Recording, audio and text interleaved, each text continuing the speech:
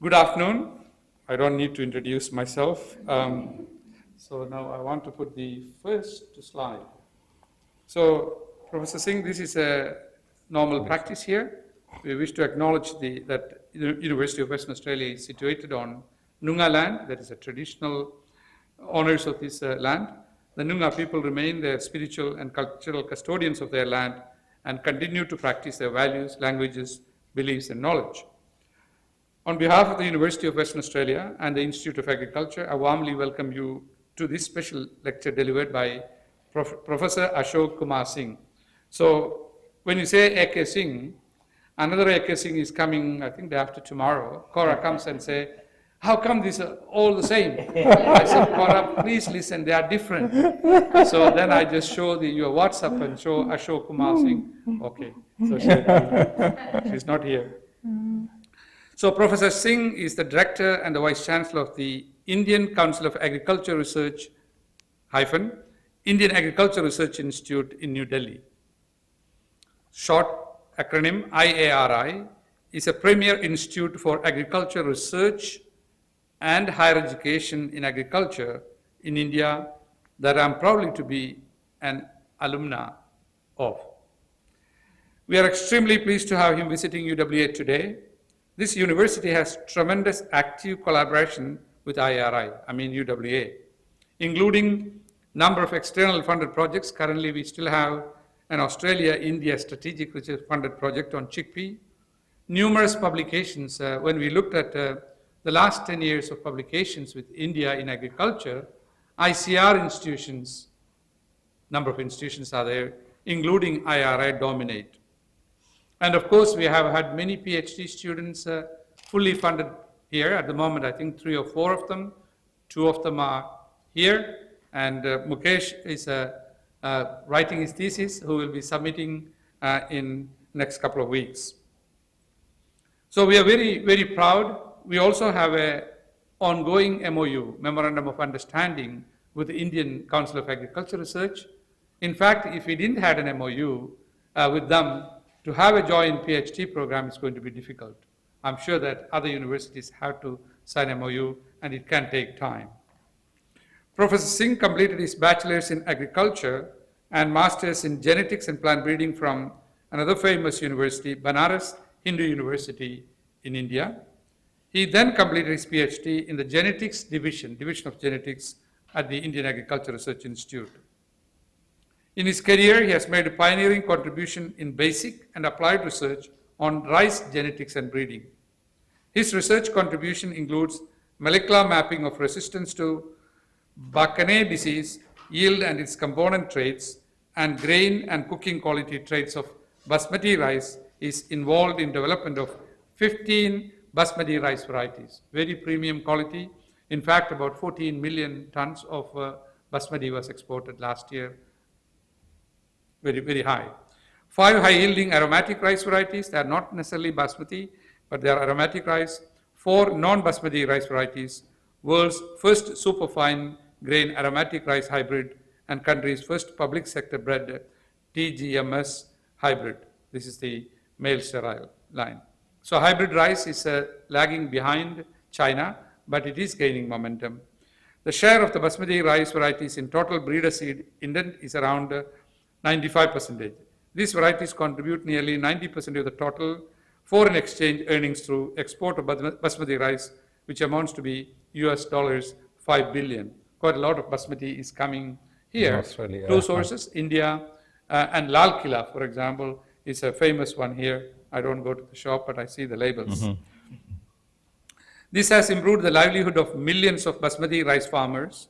More importantly, I think the industry based around basmati, around Delhi and other places, is enormous. I met some of the industry people and traders during my visits.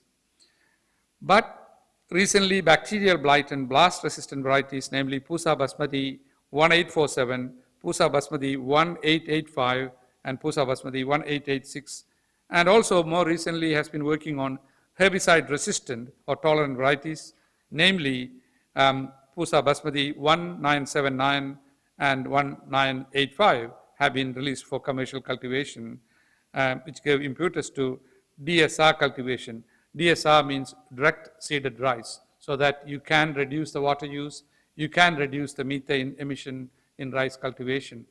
I believe these herbicide-resistant varieties are Clearfield, Clearfield rice varieties. Professor Singh has authored more than 200 research papers in peer-reviewed journals and a book of marker-assisted plant breeding published by Springer, which is very popular among undergraduate and postgraduate students.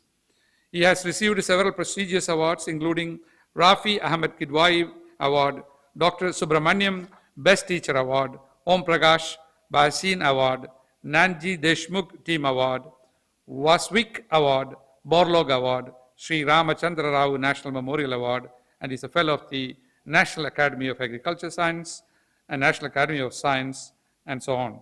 So his lecture today, he will explore molecular breeding for improvement of biotic stress tolerance in and nutritional quality of cereals. Welcome, Professor Singh.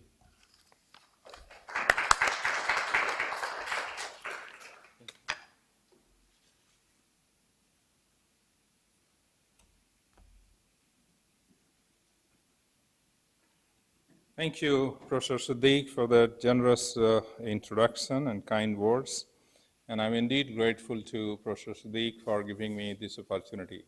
I knew that this is, a holiday time. Still, I requested him that if it is possible to have an interaction with the students and faculty members on what we are doing here, that would be wonderful, and it's nice of him that he could do that. Friends, I come from Indian Agricultural Research Institute, and this is a 118 years old organization, as Professor Siddique said. We were established in 1905, and we are the seat of Green Revolution, which brought, tremendous jump in wheat production in India from 12 million tons in 1960s to current production of 112 million tons. And India is a net exporter of wheat, about 10 million tons today. What I'm going to talk today is about the work that we are doing on cereals improvement, and in particular basmati rice, with which I have been associated for the last 26 years, and some work that my colleagues are doing in the institute. But before that, I would like to acknowledge the collaboration and partnership that we have with Professor Siddique. And it's a very long-standing partnership, more than 15 years. Number of projects that he mentioned we have completed, and there are ongoing projects under Indo-Australia Genomics project for chickpea, drought tolerance, understanding physiological mechanisms, genetic basis, and molecular genetics of drought tolerance in chickpea, with my colleague Dr. Madan Pal and Dr. Bharadwaj. They have been great collaborators, and Professor Siddique has been visiting us very frequently, and one of the missions that he had is that if he could have a partnership for education where we can have a students exchange program, faculty exchange program with UWA, that would be wonderful. And today I'm very happy to say that we had a good meeting with the Honorable Vice Chancellor, and soon we will have these programs, students coming from IRI. If you look at the Indian agriculture, it has seen a number of revolutions, and these revolutions can be, called as green revolution, which happened for crops. And why it is called for the students' purpose, I would like to say, I was interacting with Professor Swaminathan, and as usual, he defined green revolution. The term was coined by William S. Gould. And this happened because of the dwarf high-yielding varieties of wheat which were developed by Norman Borlaug at CIMMYT. They were brought in India. They were used in Indian breeding program, and combining the dwarf architecture of CIMMYT wheat material into quality background of Indian wheat, a large number of wheat varieties were developed, and that led to revolution in wheat production. Why it is called green revolution? Dr. Swaminathan defines that the plants only have the ability to capture the solar radiation and convert it into chemical energy in form of carbohydrates. And that ability of plant to capture the solar energy is because of the greenness of plants, the chlorophyll. And that's why the revolution brought about is what is called green revolution. Besides food grain production, which is currently about 230 million tons. The revolution in milk production is described as white revolution, blue revolution for fish, yellow revolution for oil, and golden, silver, brown, and coffee. If you look at the times increase in productivity that has happened because of these, research innovation, that number of times food grain production has increased 6.4 times. If you compare the base level of 1950-51, when India was a net importing country, and we used to import about 7 million tons of wheat under PL 480 scheme, that's called Public Law 480. And then developed into a self-sufficient nation in terms of food grain production, and also exporting nation for many commodities. How it has happened? You can see that the production has increased from 3 to 127 times, depending upon which crop we are talking about. 127 times is in egg production, but in crops generally it is 3 times what it was in 1950 and what it is today in 2023. But the area, if you see, it has remained almost static. We have not increased area under cultivation about 140 million hectare. But in spite of that, the production has increased from 50 million, say 100 million tons total food grain production to going to almost 330 million tons. Now this increase has happened because of vertical increase in production, what we call as productivity, and that's the power of genes which is reflected in this gain. Challenges of Indian agriculture. As any country, we also are facing the problem of decreasing water availability, degrading soils, increasing pest and diseases menace because of the climate change, and intensifying climate change effect. That's a major challenge, and changing aspiration of people. With the income increasing, the food habits are changing. So there are a lot of expectations from the people who depend on agriculture. Everybody else depends on agriculture for food, and the aspirations are also changing, and therefore these have to be addressed. What we have done at IRI, briefly I would like to touch upon some of the points. You know basmati rice. I think most of you must have visited some Indian restaurant and you must have seen extra long grain rice with fragrance and good mouthfeel, fluffiness, it doesn't stick. So there is a myth that all aromatic rices are basmati. No, but all basmati rices are aromatic.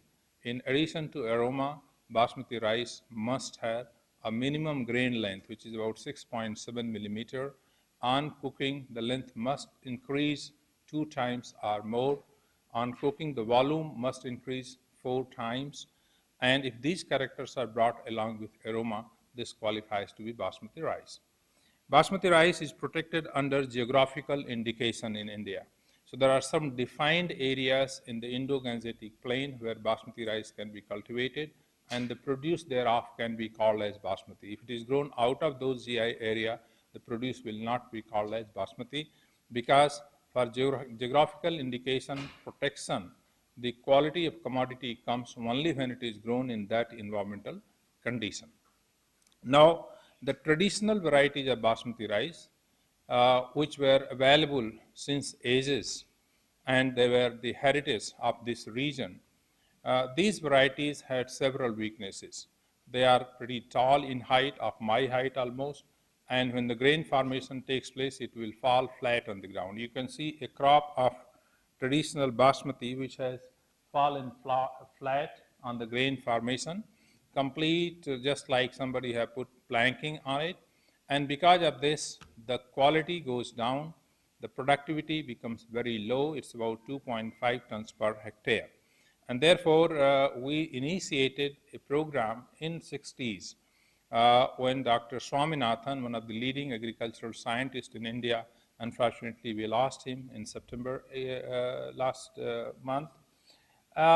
He had thought of combining the quality of traditional basmati into high-yielding background, and the first cross in this direction was made in 1966, where a traditional variety, Basmati 370, traditional tall variety, was crossed with Taichung Neti 1, a non-Basmati variety which has a dwarf architecture, and the dwarfness was taken from there, which happens because of gene DG-UGen, and this gene was transferred and the quality was combined, and we developed the first variety of Basmati, Pusa Basmati 1 in 1989. It took 20 years of hard work to come out this variety. Now look at this fantastic development which has happened in last 7 to 8 decades of research which we have done. The grain length of traditional Basmati, that is Basmati 370 on cooking. You see on the top you have paddy, and then you have milled rice, and the below line you have cooked rice. If you look at the cooked rice length of Basmati 370 here, and the cooked length of the varieties which came later, Pusa Basmati 1, 1121 and 1509, there has been substantial improvement. Almost the length is 2.5 times higher. What happens because of this? This gives more volume of cooked rice per unit raw rice that you cook. So for hoteliers, you can serve many plates by cooking a small quantity of rice. From consumer's point of view, you eat less, you feel that your belly is full. So even those suffering from diabetes can afford to take rice because they need to eat little less. So this has happened, but we were trying to understand the genetic basis of this, how this elongation has been brought in. Because primarily we focus on the conventional breeding approaches, the phenotypic selection, where from a segregating generation we selected lines with better elongation, intercrossed those lines. Then we have several cycles of selective intermating to improve the grain length on cooking.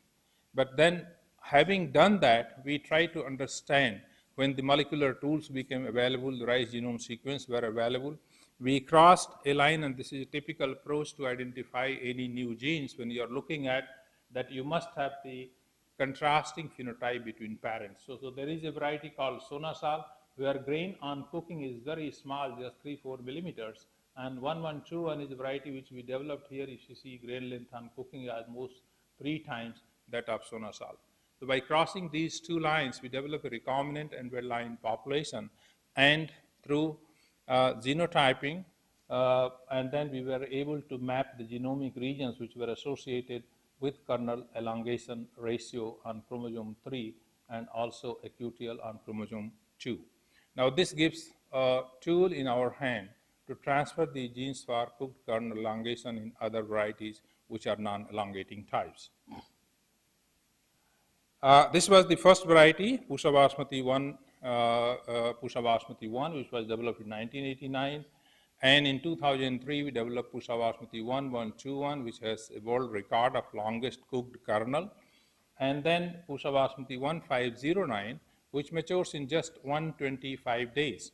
And you can see the happiness on the face of farmers who has grown this variety, because you can have more crop per drop, less time, higher yield. So overall, if you look at the research which we had done through conventional breeding, it has reduced the duration from 160 days to almost 120 days, and it has improved the productivity from 2 tons to 6 tons. This kind of seizure-like curve in plant breeding, it is very difficult to get. You increase the duration, you get higher yield.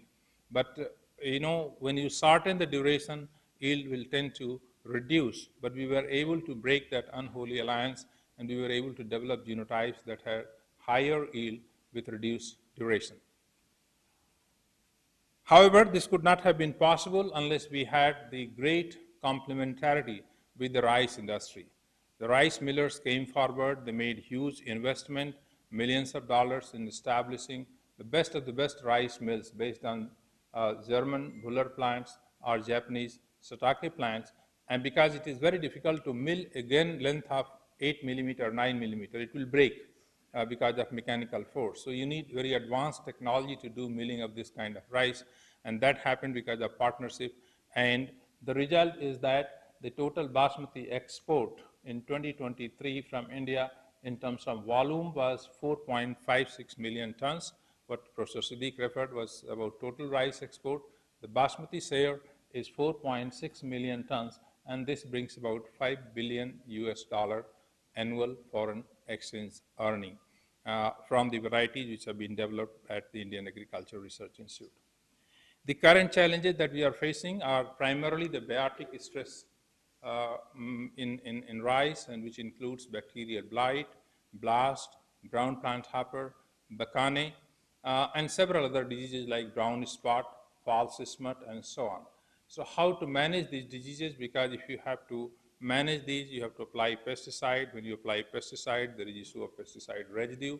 And when pesticide residue issues comes, then your export consignments are rejected. They are not accepted.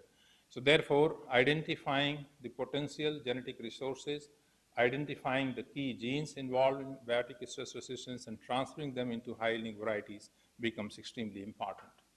So we use molecular breeding tool extensively, and this, you know, the benefit associated with this. You are not dependent on phenotypic selection. Time required is certain, is very precise. And employing this tool, which basically involves a foreground selection, a background selection, and phenotypic selection, and combining these three, we were able to develop number of varieties.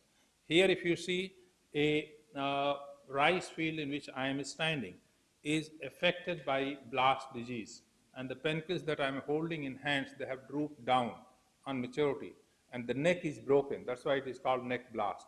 Therefore, there is no translocation of carbohydrates from leaf and stem reserves to the panicles. And the panicles will dry up, and farmers will get hardly any yield. To address this problem, we started a marker-assisted backcross breeding program where major genes like PI1, PI54, PETA, PI5, PI9, they all confer resistance to blast. They have been mobilized into one basmati variety, Pusa Basmati 1, and it was improved, and a new variety was released called Pusa Basmati 1637 with a gene called PI9, which comes from a wild species Oryza minuta, and this provides complete resistance to blast disease. And therefore, one is not required to spray, and if you don't spray, the residue will not happen. These are multiple gene pyramids which combine bacterial blight resistance, 2 genes for bacterial blight and two genes for blast resistance, and these varieties have been recently released. This is another very important variety, Pusa Basmati 1847, which combines resistance to bacterial blight and blast. Yields are almost 8 tons per hectare, and it has got short duration of 120 days. So the farmers have picked up this variety very well. Bacane is another disease which is a challenging problem, and bacane is because of the fungus Gibberella fusicori. This fungus produces gibberellic acid in the plants. Because of that, these plants grow tall, and finally they will dry up. As you can see in this field, these plants are tall-looking plants. They will dry up finally because of fungal infection. Bacane is a Japanese word which means fool. So why it is called the person who is described as fool is a person who can be identified by his behavior in a group of people. So these plants are bacane plants. In Japan, this disease was first identified, and these plants can be identified because of their taller hybrids. That's how the name bacane has been given. So we had some germplasm with us which has resistance to bacane. We crossed with the susceptible variety, developed mapping population, and now we have identified major QTLs, QVK 1.2, 1.1 for resistance to bacane disease. Also, using marker-assisted selection, we have transferred this gene into high-yielding varieties. This is another very important area where we are working, that's herbicide tolerance.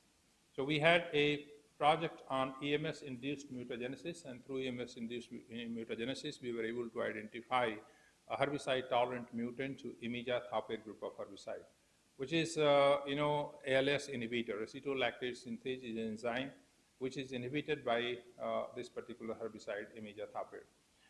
We transferred this gene after mapping, identifying markers. We transferred it to basmati varieties. And what you see on the right-hand side here is Pusa Basmati 1121, and this is original variety not sprayed with herbicide.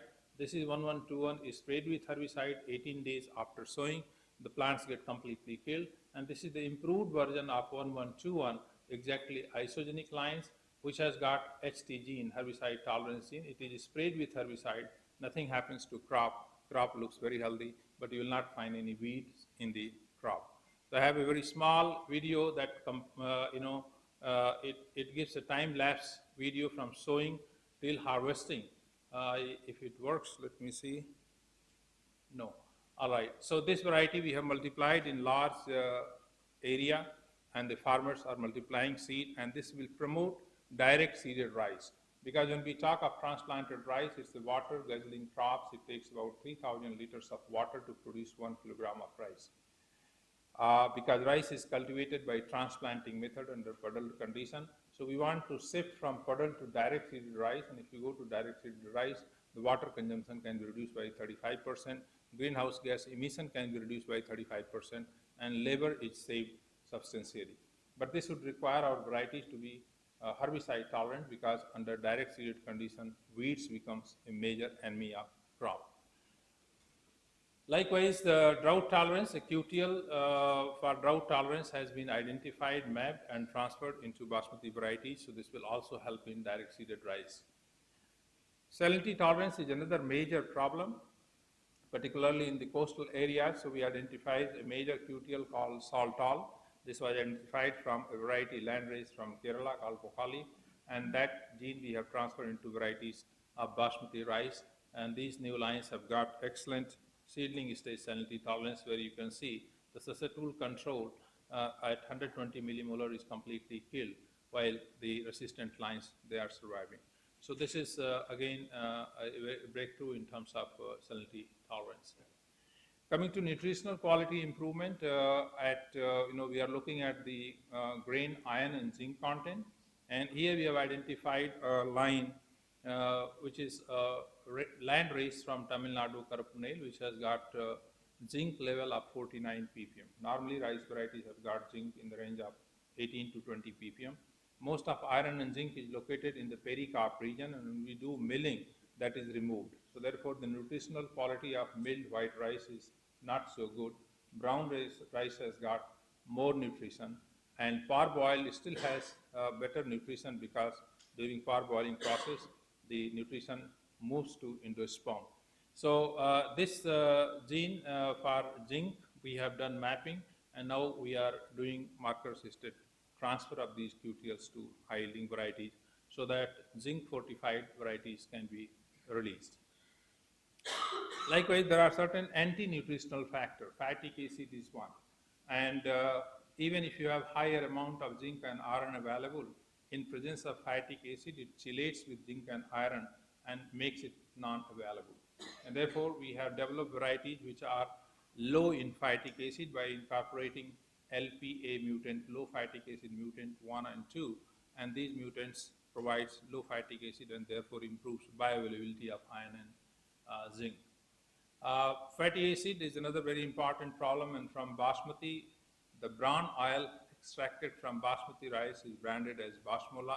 We are trying to improve this quality also. One of the major problems with rice bran oil is that the soon you do milling, the endosperm, which has the enzyme concentration, it releases enzyme, and because of that the fat is affected and it develops rancidity. So after milling, the rice bran cannot be stored for a longer period. It has to be immediately subjected to oil extraction, which is practically not possible many times, and therefore we have now identified mutations which are having LOX3 null genotypes, and in absence of lipoxygenase enzyme, these genotypes, the rancidity doesn't develop.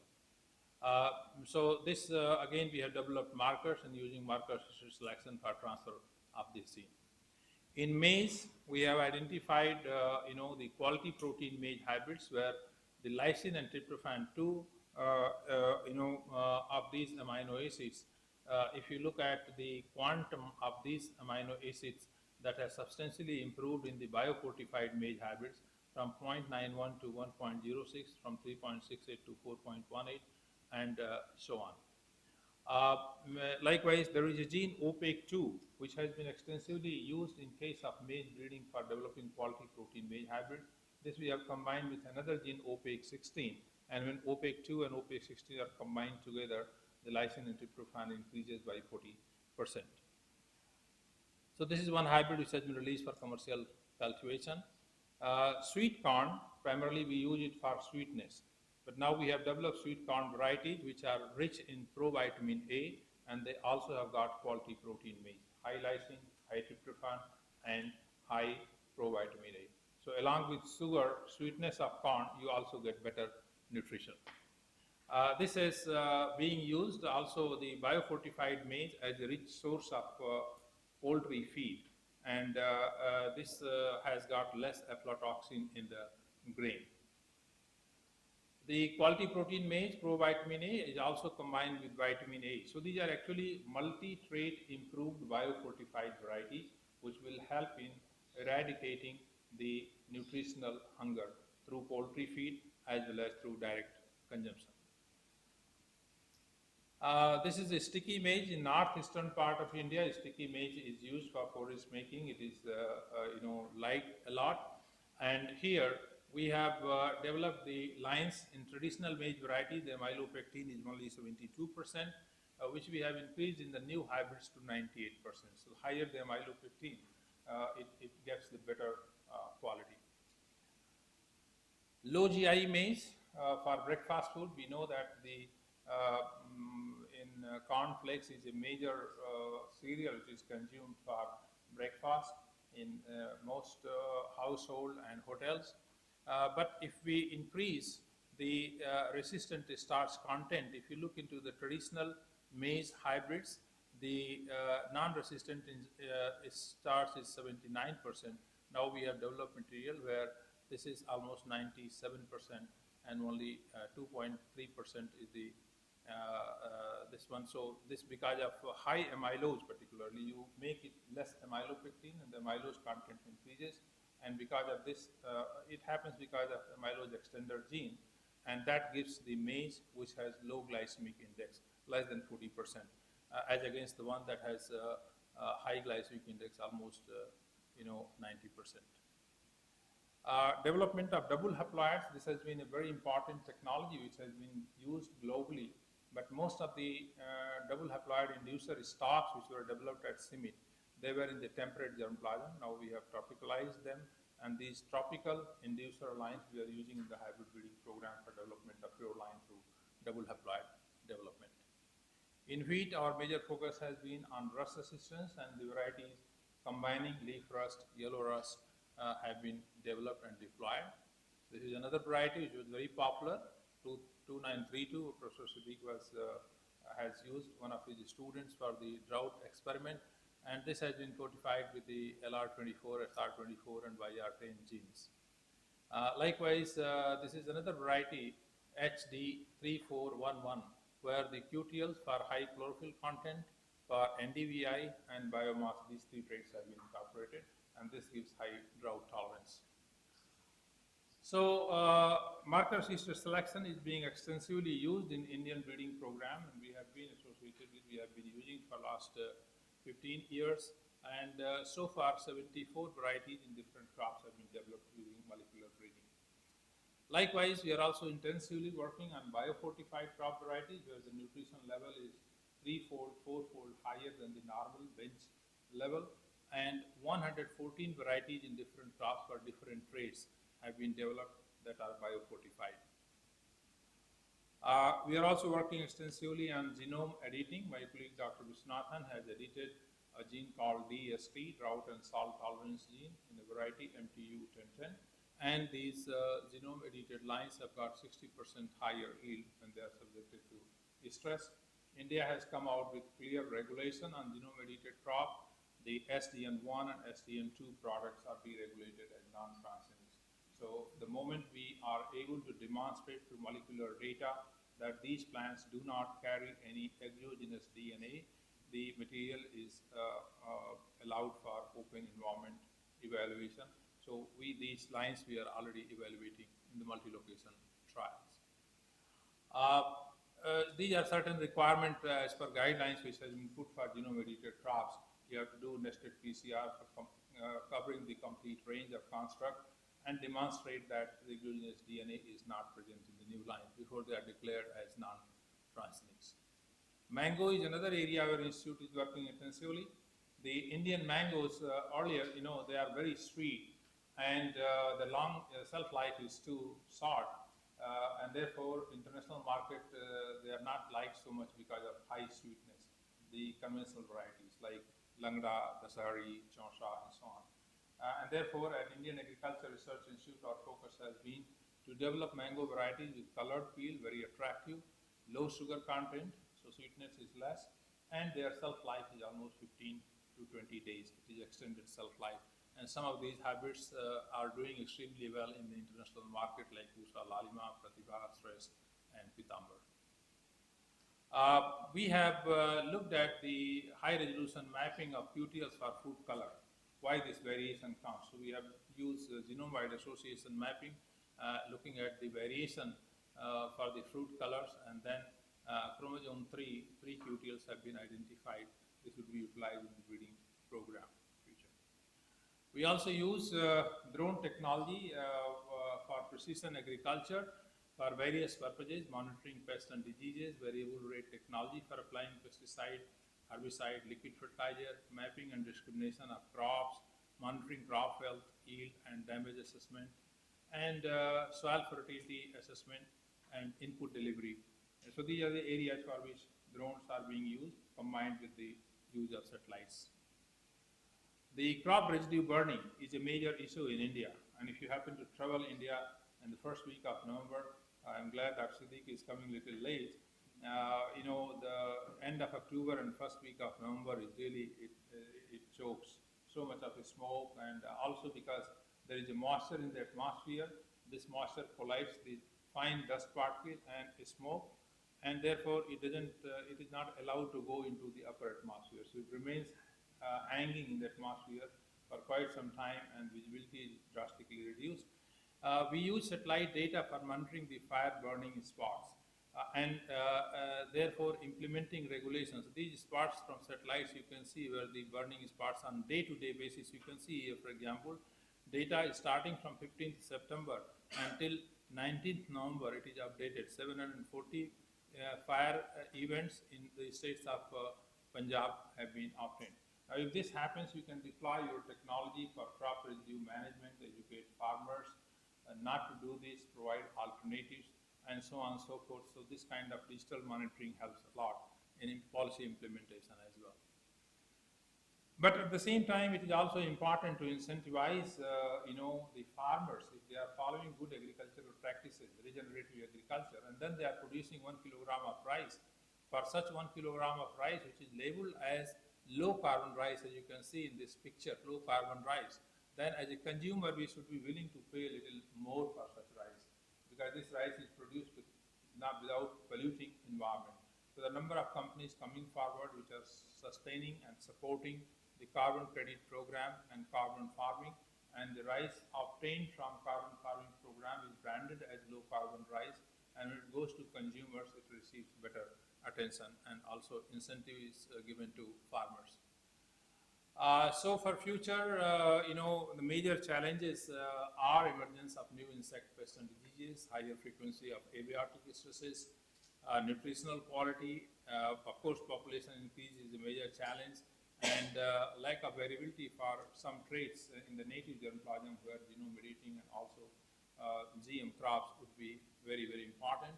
And the way forward is integration of speed breeding for further acceleration of crop breeding program, gene editing for creation of novel alleles, and pre-breeding for an allele mining from wild relatives and land races, acceleration of architectural trait for high density planting and high productivity root system architecture. Professor Siddiq is doing excellent work in that direction.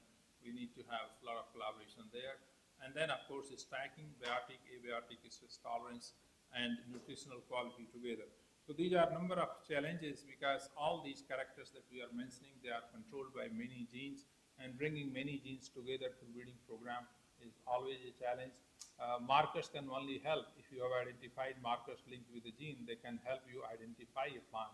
But with multiple genes segregating in a population, the occurrence of the frequency of such plants becomes rare, and therefore population size, analyzing large population with so much of marker data, the cost involved, these are the real challenges, and we need to actually collaborate in these areas to come out with practical solution.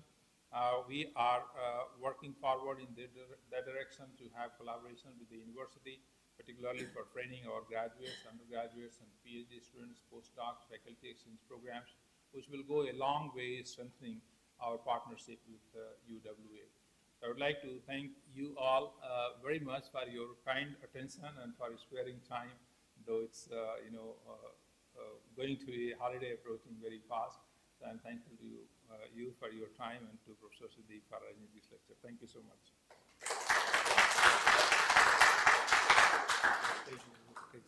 Questions. Thank you, Professor Singh, for that wonderful overview of some of the excellent work going on at the Indian Agriculture Research Institute. He hasn't mentioned, but many of those work has been done through integrated with PhD students. So we'll open for questions. He has left some good time for questions. Who want to ask first?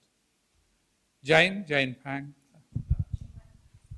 Jain has been to India, right? Yeah, you went to Hyderabad. Yeah. I didn't visit Delhi, IRI, but went to. By that time, COVID came. We were going to send you, but then the COVID came. Oh yeah, that's right.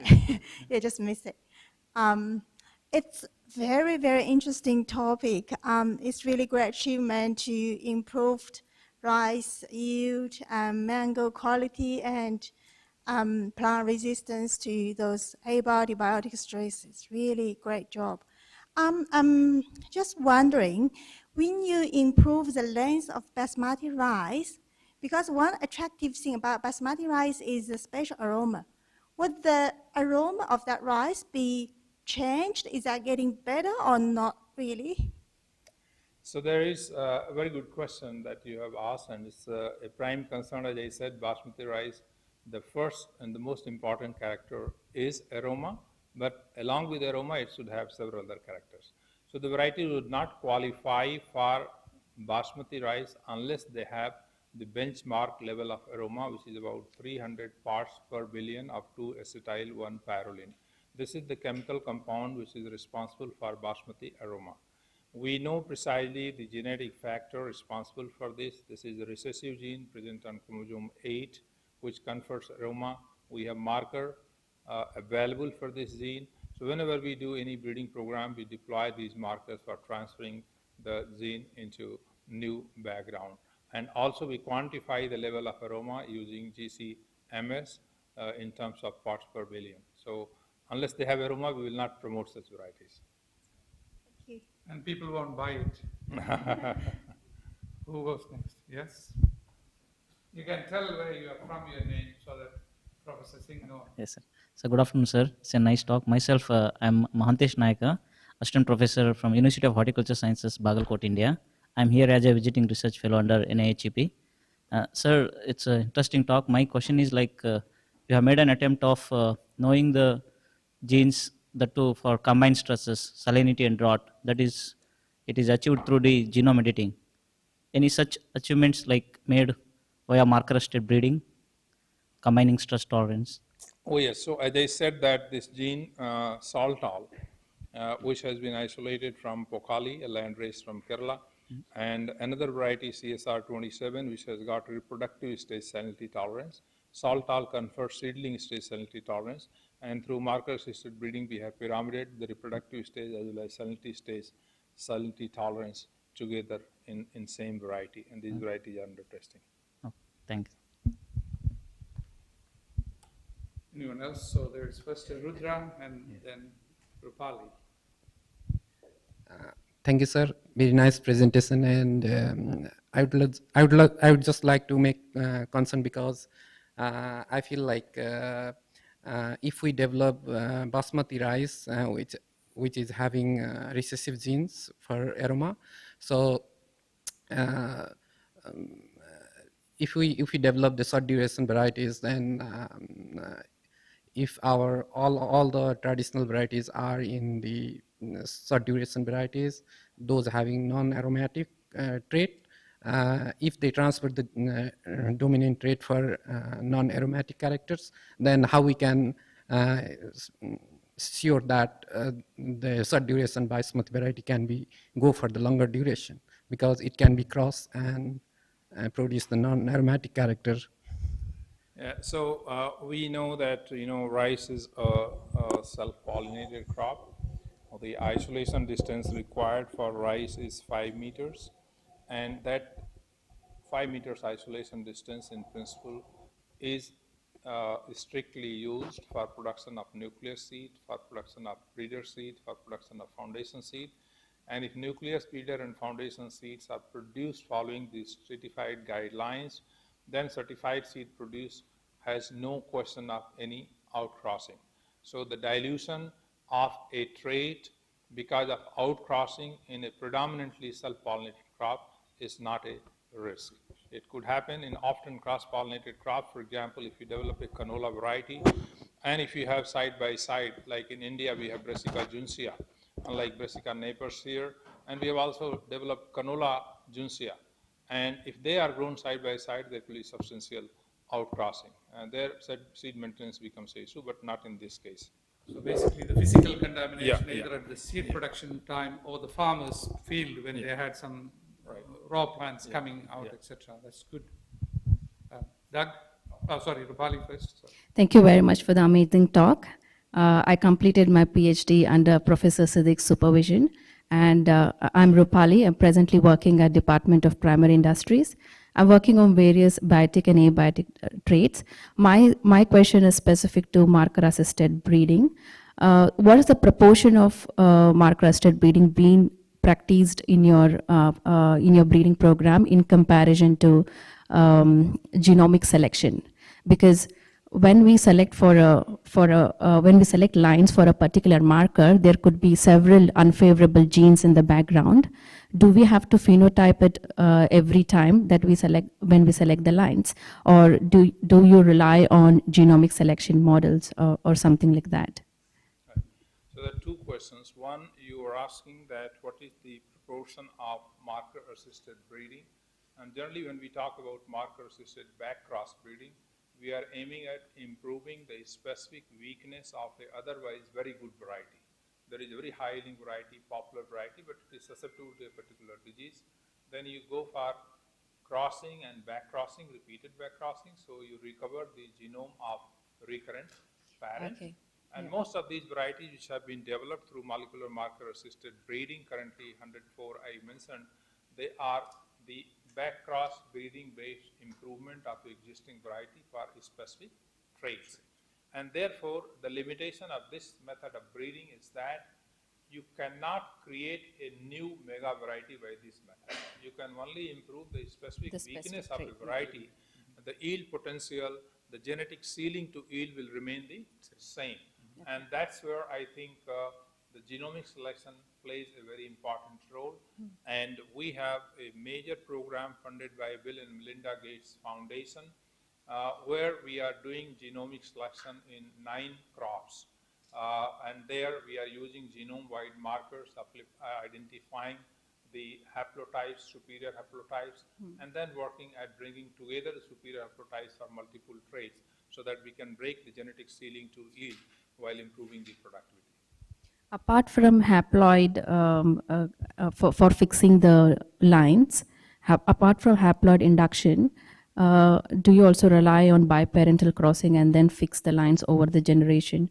If yes, what's the generation do you go up to for fixing those lines? So it's subject to availability of the techniques for diploidization. For example, in case of Brassica juncea, this is very simple. It's amenable to tissue culture. And you can go for double haploid production from potential crosses, like you cross 2 parents which produce a very heterotic hybrids, and that hybrid, rather than forwarding through pedigree breeding, you go for anther culture and develop thousands of double haploid lines. And then because to develop those fixed lines in conventional breeding will take 7 generations. In double haploid, in one stroke, you are creating permanent homozygous line, and then you go for multi-location evaluation.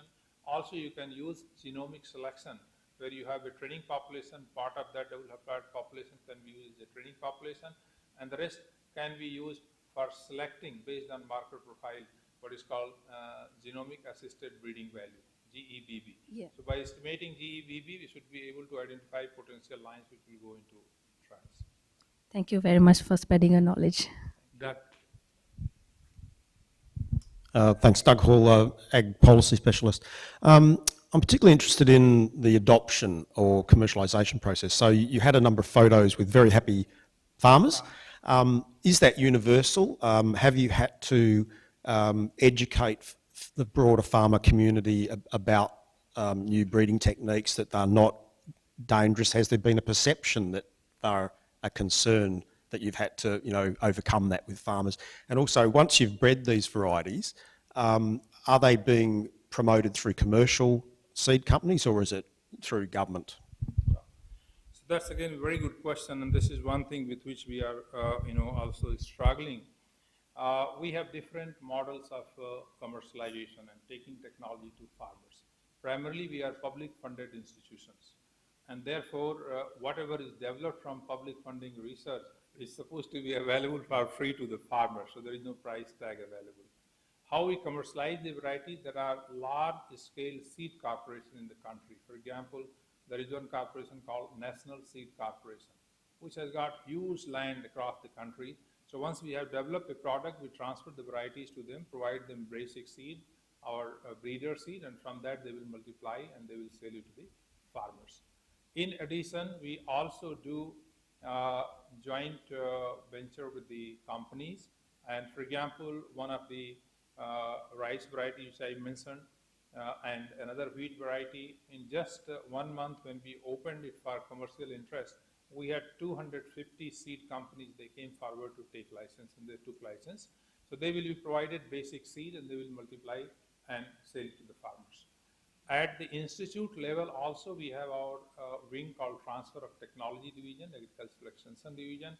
And of course, it takes a lot of time on my part as rice breeder. But if you see my phone, you will have almost 1,000 farmers' number saved here. Mm-hmm. So they have one-to-one contact, and they have my WhatsApp number. They will send their pictures, disease, insect pests, and those things. So that is the educating them about technology and potential is one thing, but the immediate feedback that you get on technology is something which is invaluable. So that in your research program, you can incorporate that and improve it further for your next generation product. So that information comes to me from the length and width of country wherever farmers are there directly, and that really helps. So there are different models that we are using for that. So a lot of those large seed system is government, but there is a lot of private companies now, particularly hybrid technology, the vegetable production, hybrid cotton. So a lot of private companies owned by Indian people, but also from international players are coming quite large, significantly. Well, just one thing I would like to mention in this context is that, you see, the interest of private companies is primarily in those commodities which brings them more money. Mm-hmm. The crops that are high volume and low value, they have no interest. The crops that are low volume and high value, they have interest. Now, if you see in Indian context, rice is a self-pollinated crop. The saved seed can be used by farmers for planting next generation crop. There is no hybrid in rice, very limited. Wheat is again a self-pollinated crop, no hybrids in wheat. Rice is 44 million hectare, wheat is 30 million hectare. Rice and wheat put together, total production comes to around 220 million tons, rice and wheat only together. And this 220 million ton, there is no interest from private sector. This is purely the job of public sector institution like ours. And out of 330 million tons, 220 million tons is exclusively, which is core to food security of the country, is rice and wheat, where these federal government institutions or state government institutions have to play a very important role. Wallace Cowley. It's interesting to hear your response. What would happen, and can you speculate into the future with GM being approved in India? Gene editing is now approved, and now private companies can come into India and commercialize material that is high value. As soon as a multinational company with a GM product comes into your country, they will want to make money. So how will India commercialize GM products? How will it adapt to that system? And will the private sector increase in breeding in these crops if GM is approved? All right. So that's a very, very important and pertinent question. As far as genome-edited crops are concerned, as I said, that we have our guidelines in place, SDN1 and SDN2. Developed genome-edited products are free from regulation after certain stage. So whether it is developed by public sector institutions or any private company, multinational comes and develops a genome edited product, absolutely no problem. Now coming to GM crops, as a scientist and the government is also concerned about it, because you see genome editing can be done only for the traits or the genes which are present in plant. If the gene is not there in the plant, we cannot do editing of that. We can create a novel allele of an existing gene in the plant. So for example, if somebody had to develop BT cotton, which is resistant to bollworm, a BT gene is not available in the cotton plant, so it cannot be edited.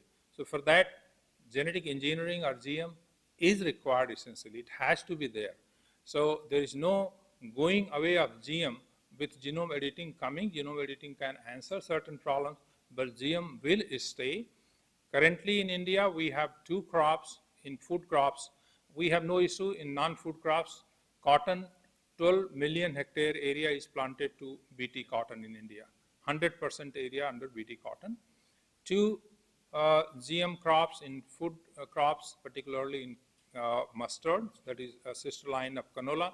A Barnage Bar Star system based hybrid has been developed in India, and this hybrid has been tested, cleared all the regulatory requirement, but it is stuck up at the highest level.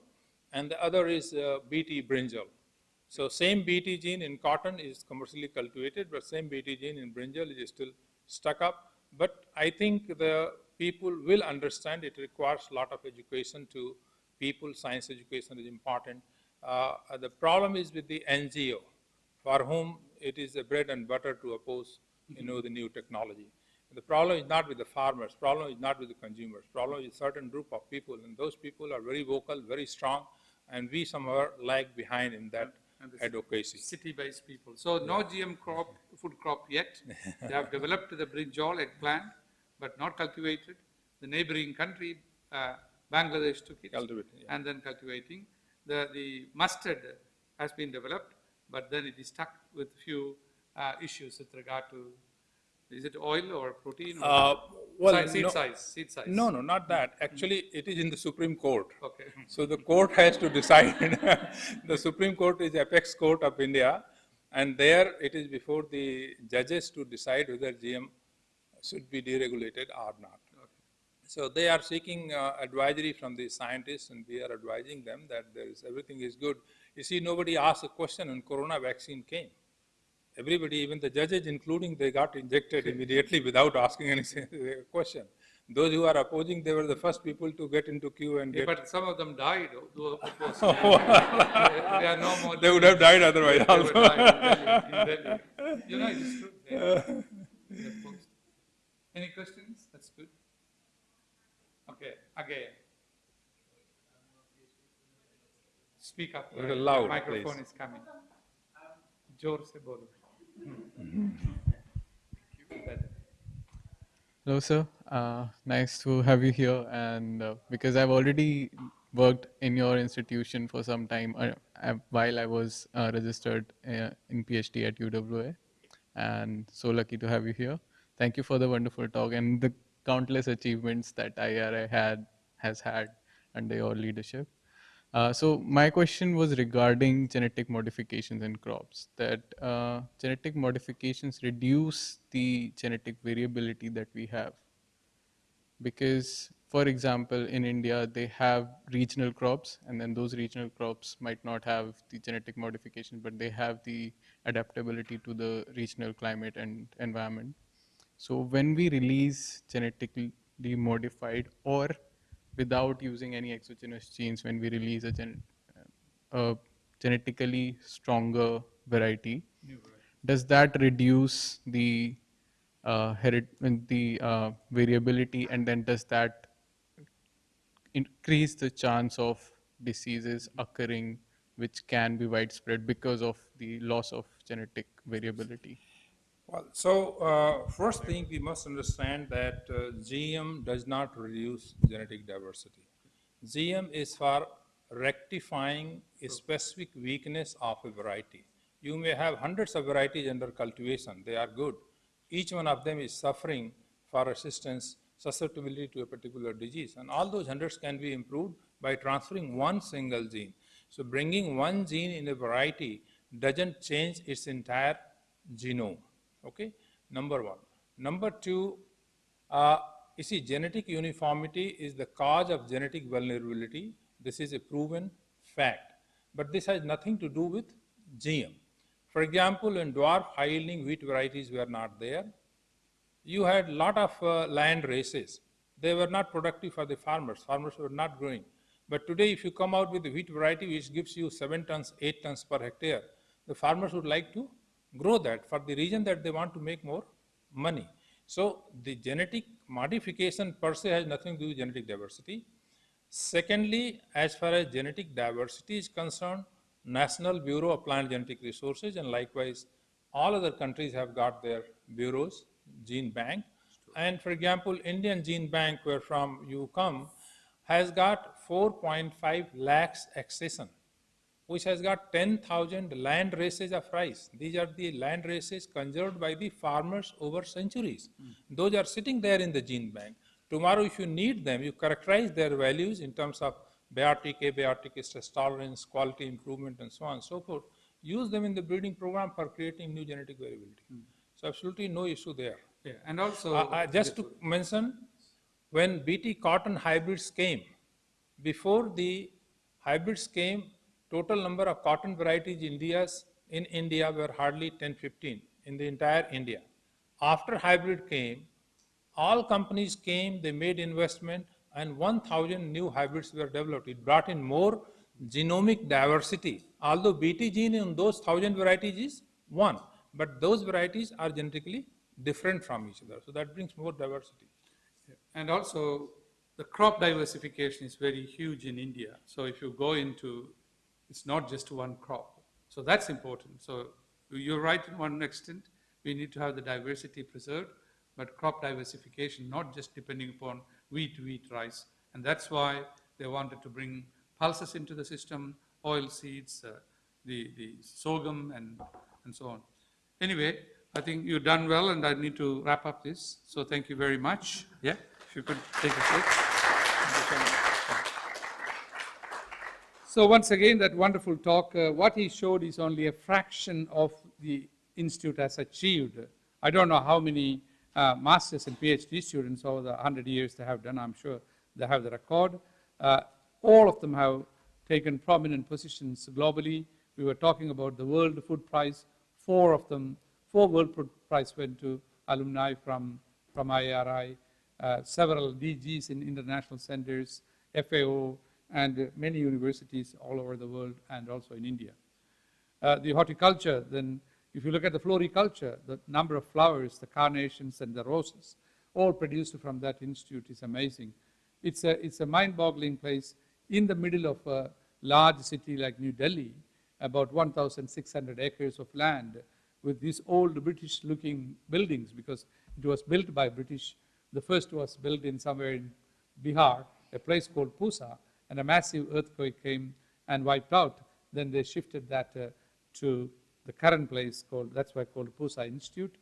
But a philanthropist from US gave the first money to establish. Again, and the first directors were all from UK, isn't it? Yeah. And the breeders and others were from UK. So when you walk around, you will see Pip's lab and one of the best libraries and so on. But I showed our library and told Professor Singh to learn some lessons and make it more modernized. I'm sure that they will do that. So today's lecture has been recorded in full. The video will be uploaded to the UWA Institute of Agriculture YouTube channel tomorrow. Rosanna is very prompt and will send you the link. So those people who could not attend, particularly from India, because we got a lot of viewers from India, so they will be able to see that. So well done. Again, apologies. Normally we get a large quorum, but such a short notice, I was a bit worried, particularly Rosanna said, oh no, there won't be any people. I said, let us do what we can, but it was good. Those who came, particularly PhD students and early career researchers, and came here and listened, and it has been a wonderful talk. The other thing is, if you look at the slides, how wonderfully he has created the slides. Less wording, beautiful pictures, that's one thing you need to learn from this sort of seminars. When you come, you can see. Don't put too much in the slide. and the story is very clear, and you will remember even tonight after dinner.